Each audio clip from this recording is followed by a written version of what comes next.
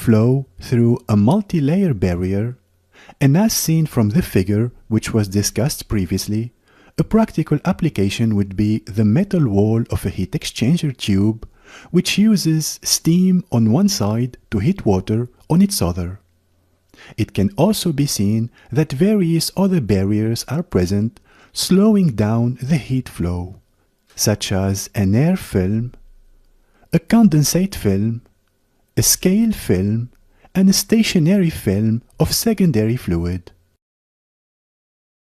These films can be thought of as fouling the flow of heat through the barrier, and consequently, these resistances are considered by heat exchanger designers as fouling factors. All of these films, in addition to the resistance of the metal wall, constitute a resistance to heat flow, and as in an electrical circuit, these resistances can be added to form an overall resistance. Therefore, the overall heat transfer coefficient, or the overall thermal transmittance, is the inverse of the sum of the resistance as shown now on screen, where R sub 1 is the resistance of the air film, R sub 2 is the resistance of the condensate film, R sub 3 is the resistance of the scale film on the steam side, R4 is the resistance of the metal wall, R5 is the resistance of the scale film on the water side, and lastly R6 is the resistance of the product film. As resistance is equal to the ratio of barrier thickness to barrier thermal conductivity, then the U equation can also be rewritten as follows.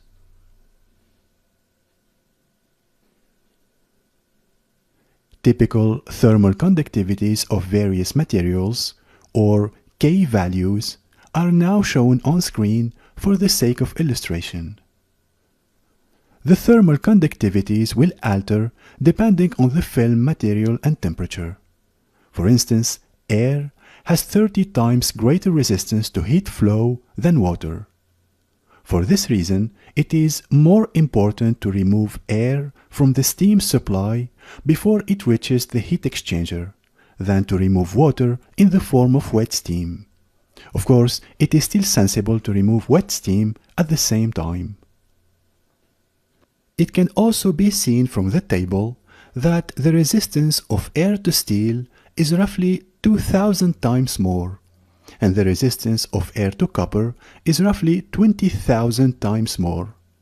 Because of the high resistances of air and water to that of steel and copper, the effect of small thicknesses of air and water on the overall resistance to heat flow can be very large. So there is no point in changing a steel heat transfer system to copper if air and water films are still present. There will be little improvement in the overall performance, as it will be proven in the next example. Keep in mind, air and water films on the steam side can be eradicated by good engineering practice, simply by installing a separator and condensate trap set in the steam supply prior to the control valve. Scale films on the steam side can also be reduced by fitting strainers in the steam line. This is illustrated in the following steam piping system.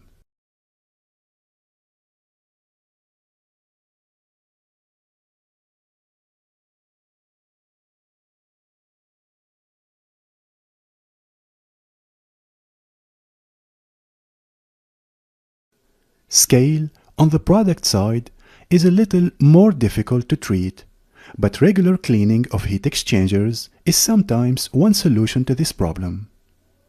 Another way to reduce scaling is to run heat exchangers at lower steam pressures. This reduces the steam temperature and the tendency for scale to form from the product.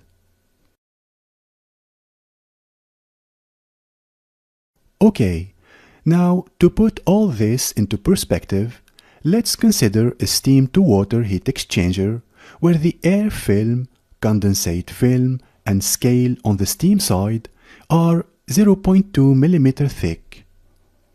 On the water side, the water and scale films are 0.05 mm and 0.1 mm thick respectively. The thickness of the steel heating surface is 6 mm. The following table gives the thermal conductivity for each barrier, including the steel tube of the heat exchanger. As it was discussed, the thermal resistance of each layer can then be calculated by dividing the layer thickness by its corresponding conductivity, as depicted here. Okay, now from the overall U equation, we calculate the overall heat transfer coefficient or the overall thermal transmittance as follows.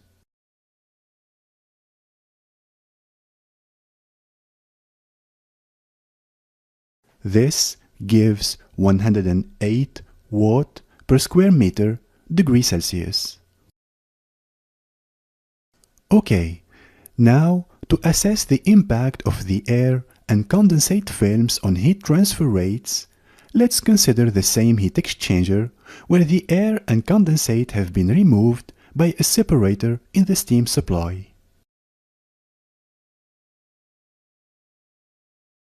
Let's calculate the new overall heat transfer coefficient. From the previous equation, we can simply eliminate the contribution of air and condensate as seen here.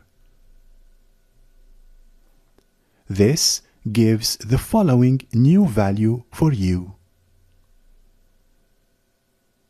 It can be seen from this new value that by fitting a separator in the steam supply to this heat exchanger, and assuming that all air and condensate has been successfully removed from the steam, the thermal transmittance is more than 11 times greater than the original value, from 108 to 1250.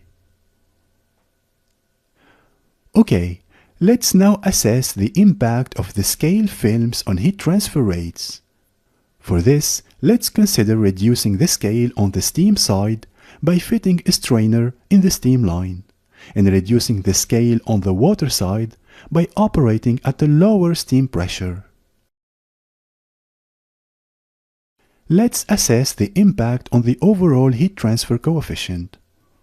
From the previous equation, we can simply eliminate the contribution of scale films, as seen here. This gives the new value for U.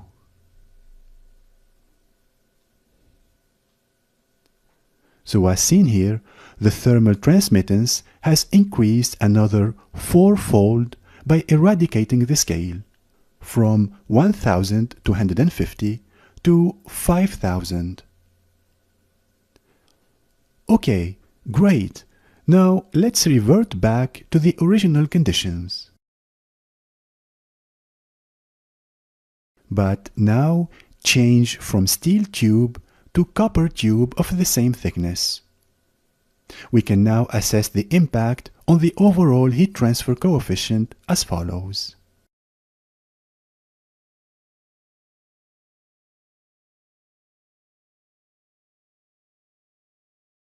So, as seen here, the greater conductivity offered by the copper over the steel has made very little difference to the overall thermal transmittance of the heat exchanger, due to the dominating effect of the air and other fouling factors. The U value increased from 108 with steel to 108.7 with copper. This is very negligible. So, based on these values, we can see that there is no point in changing a steel heat transfer system to copper if air and water films are still present. There will be little improvement in the overall performance. In addition, it is more important to remove air from the steam supply before it reaches the heat exchanger than to remove water in the form of wet steam. To finish off this video, please note that in practice, other factors will influence the overall U value, such as the velocities of the steam and water passing through the heat exchanger tubes or plates, and the combination of heat transfer by convection and radiation. Also, it is unlikely that the fitting of a separator and strainer will completely eradicate the presence of air, wet steam, and scale from inside the heat exchanger. The calculations made in this video are only being shown to you to highlight the effects of the various layers on heat transfer. However, keep in mind the important thing is any attempt to remove such barriers from your system will generally prove successful and is virtually guaranteed to increase heat transfer in steam systems as soon as this is done. In all cases, keep in mind U values for heat exchangers vary considerably due to factors such as design, for example shell and tube or plate and frame construction, material of construction, and the type of fluids involved in the heat transfer function. This will be covered in detail further ahead.